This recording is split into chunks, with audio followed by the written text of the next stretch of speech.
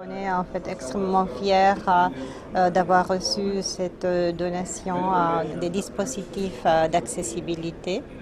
On est très reconnaissant à la Corée du Sud de nous savoir offert toutes ces nouvelles séries. En fait. Je suis la directrice de la division de la documentation, c'est-à-dire des services de traduction ici à l'ONU.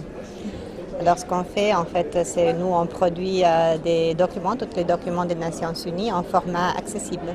Nous sommes maintenant dans le centre d'accessibilité.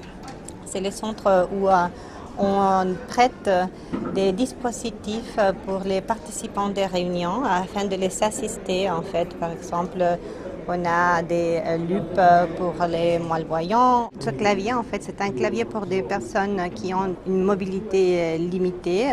Dans ce clavier, en fait, ça facilite quand il y a, en fait, la motricité fine n'est pas parfaite. C'est la même chose, ça c'est pour une souris. Ça, c'est une souris accessible.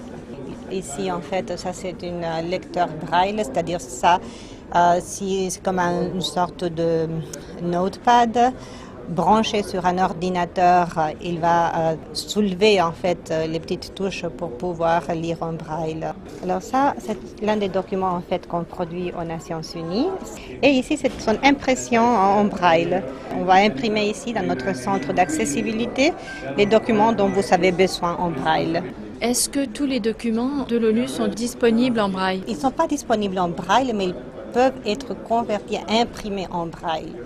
C'est-à-dire que par le biais des dispositifs qui vont faire la conversion en fait, des lettres au braille, alors les personnes, les malvoyants peuvent obtenir des documents en braille. La technologie a permis à beaucoup plus de personnes handicapées de commencer à travailler ici à l'ONU et surtout à la traduction.